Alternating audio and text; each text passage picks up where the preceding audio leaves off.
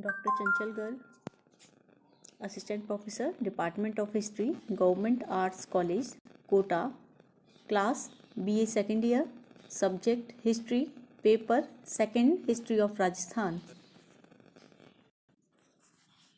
आप लोगों का आज का विषय है राजस्थान में किसान आंदोलन, बिजौलिया और बरड़ के विशेष संदर्भ में। बिजौलिया किसान आंदोलन का आप लोग पिछले वीडियो में अध्ययन कर चुके हैं। इस वीडियो में आपको बरड़ के बारे में बताया जाएगा।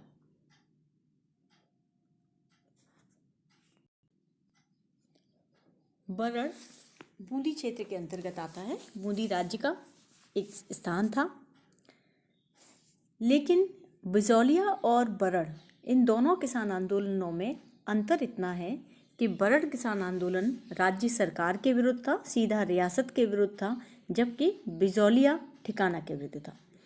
यदि हम इसके कारण देखें कि कारण क्या थे जिसकी वजह से बरड़ या बूंदी के किसानों को परेशानियां हुई और उन्होंने आंदोलन करने की ओर कदम बढ़ाया। बूंदी का जो प्रशासन था वो अकुशल था। आपराधिक प्रवृत्ति के जो लोग थे वो वहाँ पर उत्पन्न हो रहे थे। वो लोग अपनी आपराधिक प्रवृत्तियों को वहाँ अंजाम दे रहे थे, जिसकी वजह से लूट, चोरी, भ्रष्टाचार, इससे सामान्य जनता परेशान थी। राज्य के अधिकारी और कर्मचारी किसानों से राज्य द्वारा ली जाने वाली बेगारों के अलावा अन्य प्रकार के कर और अतिरिक्त आय की प्राप्ति वहाँ से करते थे। राज्य के किसानों से भू राजस्व के अलावा 25 प्रकार की लागें ली जा रही थी। आपने ध्यान होगा बिजौलिया के संदर्भ में था कि 84 प्रकार की लागें उन्हें देनी पड़ती थी। यहाँ 25 प्रकार की लागतें जो थी वो किसानों से ली जा रही थी। राज्य के अधिकारी किसानों को उनका उत्पादन मुफ्त में देने का बाध्य करते थे और व्यापारियों पर अनुचित दबाव डालकर वही उत्पादन कम दामों में बिक्री करवा देते थे। यानी कि बीच में वो दलाली लेते थे और इस तरह से किसान और व्यापारी उन दोनों को ही वो लोग नुकसान करवाते थे।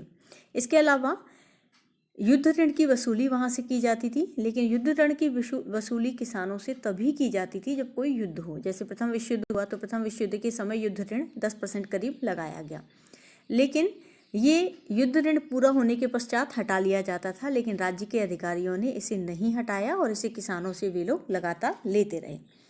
इधर बूंदी के किसानों को जब यह पता चला कि बिजौलिया आंदोलन किसान आंदोलन चल रहा है और उसमें किसानों को सफलता भी प्राप्त हो रही है, तो वो लोग भी एकत्रित होने लगे। राजस्थान सेवा संघ से वे लोग प्रोत्साहित हुए और उन्होंने अप्रैल 1922 ईस्वी में अपने आंदोलन का प्रारंभ किया। आंदोलन का प्रथम चरण बरड़ किसान आंदोलन की जैसे ही शुरुआत हुई, इस शुरुआत के साथ ही अनेक गांवों में जो कि इस क्षेत्र से संबंधित थे उन गांवों में किसानों की सभाएं होने लगी और उन किसान सभाओं में निर्णय लिए गए। ज़्यादातर निर्णय किस संदर्भ में थे कि खादी के वस्त्रों के प्रयोग पर जोर दिया जाएगा, विदेशी वस्त्रों का बहिष्कार किया जाएगा। ये वो समय था जबकि असहयोग आंदोलन जो था वो चल रहा था। असहयोग आंदोलन का समय है 1919 से 1922 ईस्वी।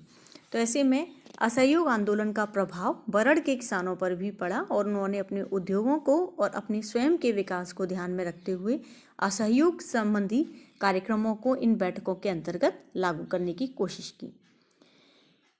विदेशी वस्त्रों के बहिष्कार पर जोर दिया गया। महिलाओं को विवाह आदि अवसरों पर अभद्र गीत न गाने के लिए प्रेरित किया जाए, ऐसी मांग रखी गई और साथ ही शराब के सेवन पर को भी तुरंत बंद किया जाए। इधर तो ये बैठकें हो रही थी और उसी समय 1 मई 1922 को बूंदी के राजा ने एक आदेश निकाला और इस आदेश के अनुसार ये कहा गया कि प्रथम श्रेणी मजिस्ट्रेट की अनुमति के बिना किसी भी प्रकार की कोई सभा नहीं की जाएगी। लेकिन किसानों ने इस आदेश की परवाह नहीं की और उन्होंने अपनी सभाएं की। 2 मई 1922 को मोरारी में, 4 और 7 मई को 1922 को डाबी में किसानों की सभाएं हुई। गुड़ा नामक गांव में 28 गांवों के करीब 1000 पुरुष और महिलाएं इस सभा में उपस्थित हुए और इन सभाओं का उद्देश्य सिर्फ इतना था कि राज्य के किसानों को प्रेरित किया जाए कि वे सरकार को भू राजस्व के अलावा कोई और कर ना दें, राज्य के सभी किसान बेगार ना दें, राज्य के न्यायालय में किसी भी प्रकार का मुकदमा या विवाद दायर ना करें, किसान अपनी शिकायतें या अपने मामले विवाचक न्यायालय के समक्ष ही प्रस्तुत करें। राज्य के किसी भी अधिकारी और कर्मचारी को रिश्वत न दी जाए। राज्य में जब किसानों का असंतोष और ये देखा कि लगातार बैठकें आदेश की अवहेलना करके हो रही हैं, तो उसका मतलब किसान जो हैं वो आक्रामक हो रहे हैं। उनके आंदोलनात्मक रवैये को देखते हुए बूंदी राज्य सरकार ने किसानों की जांच के लिए एक राजस्व अधिकारी को बरड़ जिले में भेजा। इसने 3 सप्ताह तक जिले का दौरा किया, आंदोलनकारी किसानों को समझाने की कोशिश की, लेकिन सफल नहीं हुआ। फिर भी सहायक राजस्व अधिकारी ने इतना निर्णय लिया कि किसानों पर अत्याचार हो रहा है, युद्ध कर, बेगार, उनका उत्पीड़न, यह मुख्य समस्याएं हैं। इन समस्याओं के बाद ही कि राज्य के किसान निरंतर सभाएं करते रहे और उन्होंने कभी भी किसी अधिकारी और कर्मचारी को इन सभाओं में प्रवेश नहीं करने दिया। सभाओं में भाग लेने वाली महिलाओं को लाठी लेकर उपस्थित होने के लिए प्रेरित किया, ताकि यदि पुलिस या कोई भी कार्रवाई होती है तो महिलाएं आगे रहें, क्योंकि महिलाओं पर अटैक नहीं किया जाएगा। हिचकिचाएंगे तो ऐसे में महिलाओं को हमेशा उन्होंने अपनी सुरक्षा प्रहरी के रूप में प्रयोग किया। अब ऐसे में जब किसान द्वारा लगातार सरकारी आदेश की अवहेलना हो रही थी, तो राज्य में शांति और व्यवस्था बनाए रखने के लिए सख्त कार्रवाई सरकार ने करनी शुरू कर दी।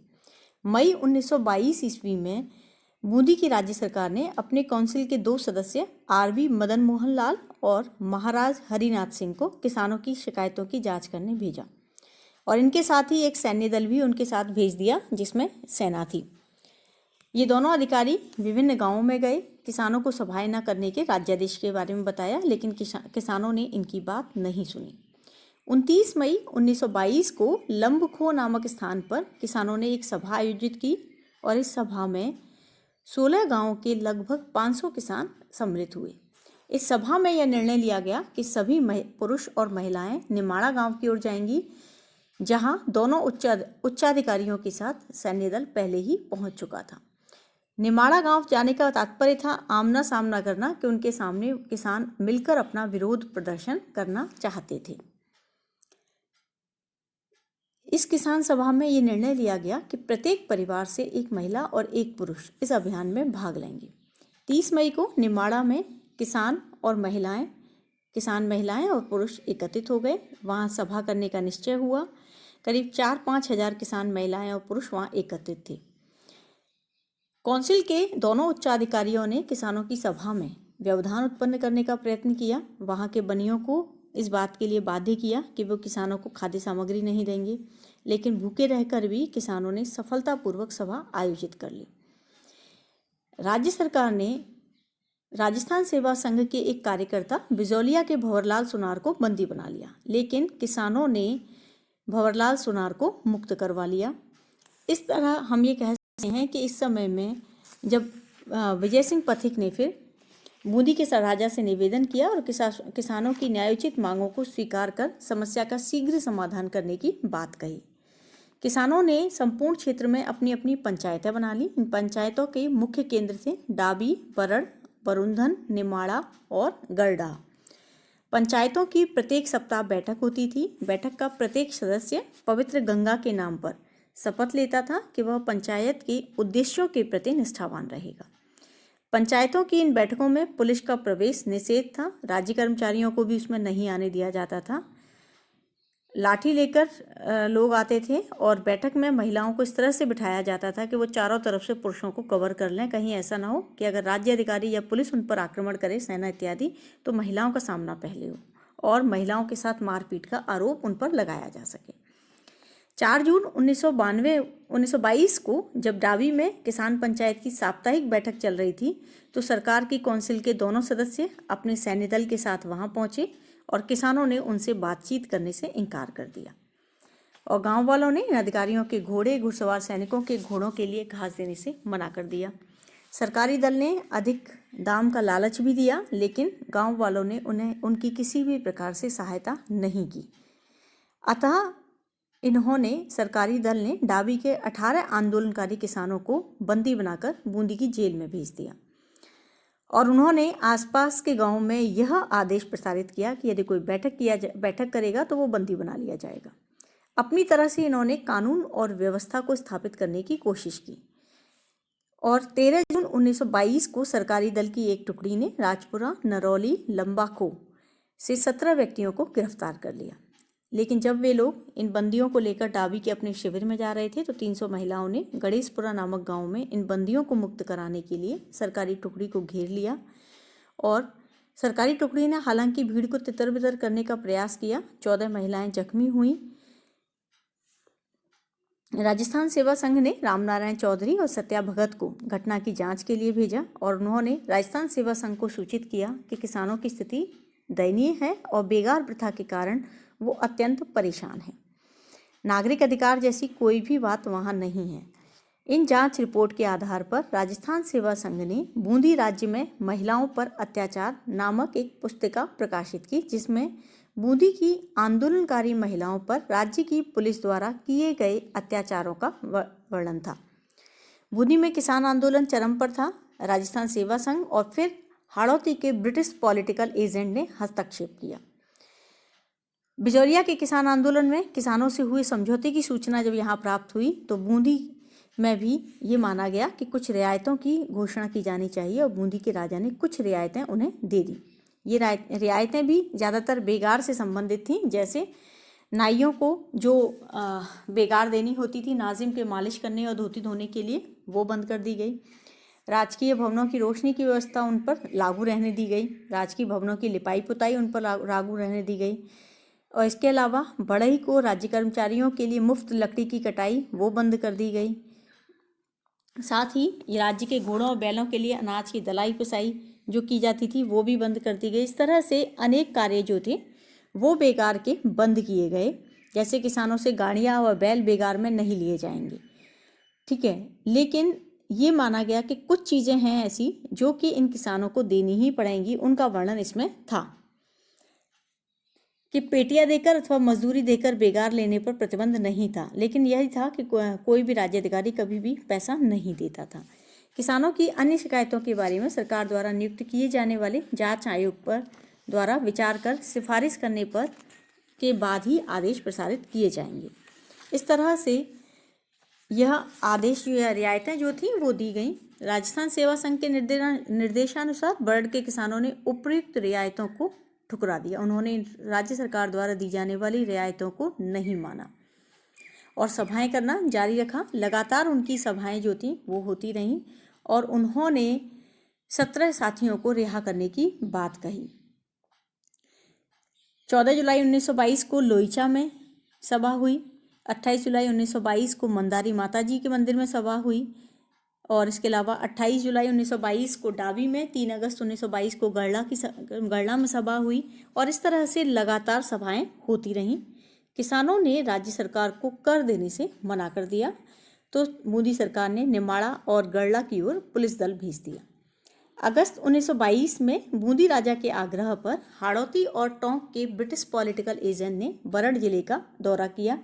गांव के प्रतिनिधियों से उन्होंने बात की और अपनी शिकायतों का एक अभिवादन जो था या अपना एक मांग पत्र जो था वो किसानों ने इस हाड़ौती ब्रिटिश पॉलिटिकल एजेंट को सौंप दिया। इसके पश्चात पॉलिटिकल एजेंट ने बूंदी के राजा से बंदी लोगों को छोड़ने की, जमानत पर रिहा करने की बात कही और उसके बाद वो चला गया। बूंदी राजा ने वर्धा से प्रकाशित राजस्थान केसरी, अजमेर से प्रकाशित नवीन राजस्थान और कानपुर से प्रकाशित प्रताप समाचार पत्रों को बूंदी में प्रवेश पर रोक लगा दी, क्योंकि इन समाचार पत्रों में विस्तृत तरीके से बरड़ के किसान आंदोलन को छापा जा रहा था। तो ऐसे में बूंदी राजा को यह डर था कि उस पर बाहर से प्रेशर ना पड़ जाए। अब बूंदी के राजा ने इकरम हुसैन को वहाँ भेजा। इकरम हुसैन की किसानों की शिकायतों पर विचार कर उन्हें कुछ रियायत देने की बात भी बूंदी के राजा ने कही और साथ ही ये कहा कि प्रत्येक गांव से 2 किसान आकर बूंदी के राजा से मिले। सरकार की ओर से बार बार किसानों को अपनी शिकायतों का अभिवेदन प्रस्तुत करने के लिए कहा गया, लेकिन किसानों ने ये कहा कि जब तक उनके साथियों को रिहा नहीं किया जाएगा वे कोई भी बात नहीं स्वीकार करेंगे। अक्टूबर 1922 तक यह किसान आंदोलन बरड़ से खेराड़ तक पहुंच गया। बरुंधन निजामत के लोगों ने सरकार द्वारा आरक्षित चारागाहों पर अपने पशु चराने आरंभ कर दिए और ये कहा कि वे जब तक ऐसा करेंगे तब तक उनकी शिकायतों का निवारण नहीं होता। 2 नवंबर 1922 को गोपालपुरा में किसानों ने एक सभा आयोजित की और यही राजस्थान सेवा संघ के एक कार्यकर्ता हरिजी ब्रह्मचारी ने किसानों को सलाह दी कि सभी लोग अपने पारस्परिक विवाद विधि न्यायालयों में ले जाने की बजाय अपनी पंचायतों के पास ले जाएं। 7 नवंबर 1922 को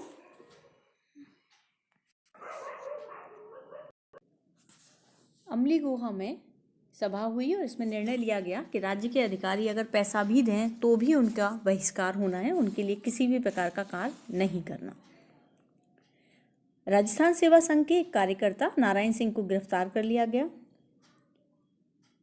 14 नवंबर 1922 को चित्तौड़गढ़ की सभा में पंडित नैनूराम शर्मा को बंदी बना लिया, जो कि राजस्थान सेवा संघ के एक सक्रिय कार्यकर्ता थे।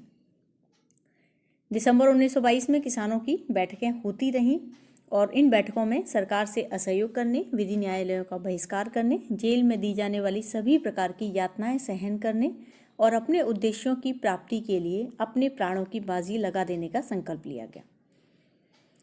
19 दिसंबर 1922 को विजय सिंह पथिक ने बरड़ और कुंज पंचायतों को सलाह दी कि प्रत्येक 8वें दिन अपनी पंचायत की बैठकें बुलाएं और पंचायत का खर्चा चलाने के लिए और अपनी शिकायतें लेकर बूंदी जाने के लिए प्रत्येक घर से 1 रुपया एकत्रित किया जाए। बूंदी किसान आंदोलन बढ़ता ही जा रहा था, अतः बूंदी सरकार ने 19 दिसंबर 1922 को एक आदेश निकाला और इस आदेश के अनुसार सभी जागीरदारों, माफीदारों और सेठ साहूकारों की जागीरें और संपत्ति जब्त करने का आदेश दिया।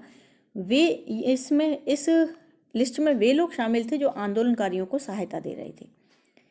जनवरी से मार्च 1923 तक राज्य के किसान आंदोलन को जागीरदार रणवीर सिंह का सक्रिय सहयोग प्राप्त हुआ और उसकी जागीर जो थी, इसीलिए बूंदी सरकार ने कोर्ट ऑफ वार्ड्स के अधीन कर ली।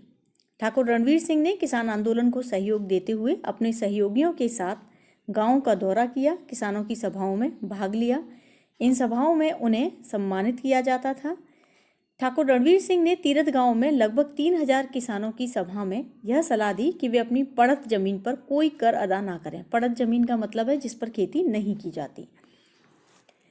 13 मार्च 1923 को पराना गांव में हुई किसान सभा में निर्णय लिया गया कि सरकार की ओर से शिकायतों की जांच के लिए जो भी राज्य अधिकारी गांव आएंगे उनसे मिलने कोई व्यक्ति ना जाए और उन्हें किसी भी प्रकार का सहयोग ना करे, उनसे सिर्फ पंचायत बात करेगी।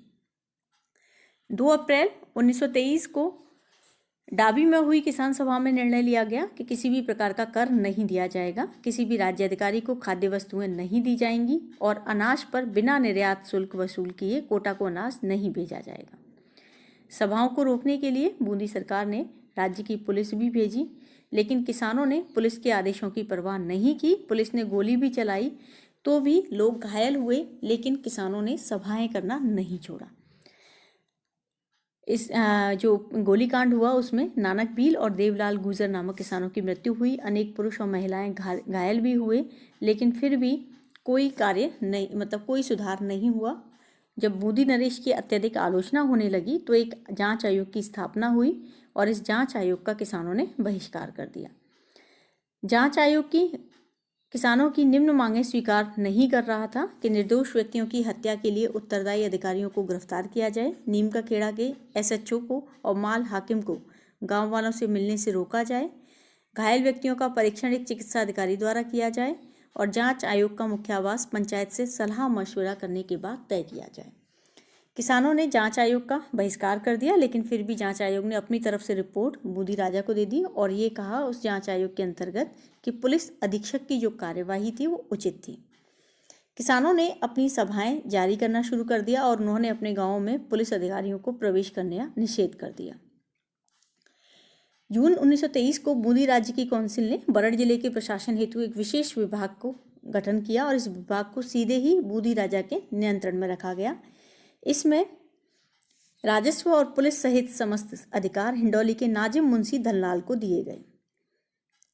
विजय सिंह पथिक, रामनारायण चौधरी, हरिजी ब्रह्मचारी, सत्या भगत, अंजना देवी आदि राजस्थान सेवा संघ के करीब 16 कार्यकर्ताओं को 30 जून 1923 से 2 वर्ष तक के लिए बूंदी में प्रवेश निषिद्ध कर दिया गया, रोक लगा दी गई और बूंदी राजा ने पाटन, गिंडौली और बरड़ जिले के राजस्व में कुछ छूट दे दी और पड़त भूमि को हटाने का भी आश्वासन दिया कि दस्तावेजों में से हटा दिया जाएगा।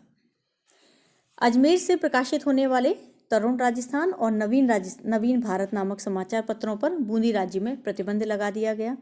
बूंदी के किसान इनसे संतुष्ट नहीं हुए, उन्होंने आंदोलन जारी रखा, लेकिन 1923 के अंत तक यह किसान आंदोलन कमजोर पड़ गया। बूंदी राज्य ने राजस्थान सेवा संघ के कार्यकर्ताओं को रिहा कर दिया और इसके बाद ही, लेकिन ये भी था कि तरुण राजस्थान, प्रताप और प्रणवीर पर प्रतिबंध लगाए रखा। 1925 ईस्वी में बूंदी में किसान आंदोलन ने केवल याचिकाएं प्रस्तुत करने का स्वरूप धारण कर लिया। किसानों की ओर से राजा को याचिकाएं प्रस्तुत की जाती और इन याचिकाओं को प्रस्तुत करने के बाद पंडित नैनूराम शर्मा को राजस्थान सेवा संघ की हाड़ौती शाखा का अध्यक्ष बनाकर उसका मुख्य आवास कोटा रखा गया और बूंदी के किसान प्रतिनिधियों ने राजस्थान सेवा संघ की हाड़ौती शाखा से अपनी शिकायतों के निवारण कराने का आग्रह किया। बूंदी के किसान प्रतिनिधियों ने राजस्थान सेवा संघ कोटा को अपनी शिकायतें प्रस्तुत करते हुए अपनी मांगें रखी। इन मांगों में था बूंदी टकसाल को बंद किया जाए और बूंदी के सिक्कों की विनिमय दर 126 रुपये प्रति सैकड़ा थी, इसलिए राज्य में व्याप्त भ्रष्टाचार तुरंत प्रभाव से समाप्त किया जाए, राज्य के वित्त मंत्री धनलाल को बर्खास्त किया जाए और क्योंकि उसके विरुद्ध रिश्वत लेने के आरोप लग चुके हैं। बूंदी की बैलगाड़ियों के बूंदी राज्य के बाहर बेचने पर प्रतिबंध लगाया जाए क्योंकि राज्य में बैलगाड़ियां कम हैं। वर्षा के अभाव में भू राजस्व माफ किया जाए। दूसरों की जमीन किराए पर लेकर खेती करने वालों को तकावी ऋण दिया जाए। तकावी का मतलब होता है अग्रिम ऋण देना, किसी भी खेती करने के लिए अग्रिम ऋण देना जिससे बीज, सिंचाई और बैल इत्यादि की व्यवस्था हो सके। राज्य में घी के अभाव और उसके बढ़ते हुए भावों को रोकने के लिए घी के निर्यात पर रोक लगाई जाए। नैनूराम शर्मा को अपनी समस्याओं का समाधान करने के लिए अधिकृत किया और ये कहा गया कि यदि नैनूराम शर्मा असफल होंगे तो आंदोलन पुनः शुरू कर दिया जाएगा। 2 जनवरी 1926 को पंडित नैनूराम शर्मा ने बूंदी के उच्चाधिकारियों को पत्र लिखकर आग्रह किया कि किसानों द्वारा आंदोलन की राह पकड़ने से पूर्व ही उनकी समस्या का समाधान कर दें। बूंदी राज्य की काउंसिल को भी उन्होंने यह पत्र लिखा, लेकिन उनके पत्रों पर कोई ध्यान नहीं दिया गया। तो उन्होंने बूंदी के उच्चाधिकारियों को लिखा कि यदि आप अपनी प्रजा की समस्याओं का समाधान नहीं करते हैं तो उससे उत्पन्न होने वाले परिणामों के लिए आप स्वयं उत्तरदायी होंगे। बूंदी प्रवेश पर चूंकि प्रतिबंध लगाया ही जा चुका था और राजस्थान सेवा संघ अजमेर के मुख्य कार्यकर्ताओं पर 20 फरवरी 1927 से 2 वर्ष के लिए बूंदी प्रवेश पर प्रतिबंध लगा दिया गया। तो ऐसे में ये कहा गया कि राज्य के बाहरी आंदोलनकारियों से निपटने के लिए राज्य का कानून सक्षम है। यह आदेश वापस ले लिया गया। बूंदी राज्य में बरड़ का किसान आंदोलन राजस्थान सेवा संघ से निर्देशित हो रहा था, लेकिन अब इस राजस्थान सेवा संघ जो था वो बिजौलिया किसान आंदोलन की ओर चला गया और ऐसे में राजस्थान सेवा संघ जो था वो बूंदी के किसान आंदोलन से लगभग समाप्त हो गया। केवल निर्देश ही इनसे प्राप्त होते रहे और इन निर्देशों के फलस्वरूप किसानों को बेगार और करों में रियायतें प्राप्त हुई, लेकिन आंदोलनकारियों का मुख्य ध्येय जो था वो भ्रष्ट अधिकारियों को दंडित करवाना था। इसके पश्चात आगे के आंदोलन के बारे में हम दूसरे वीडियो में पढ़ेंगे। धन्यवाद।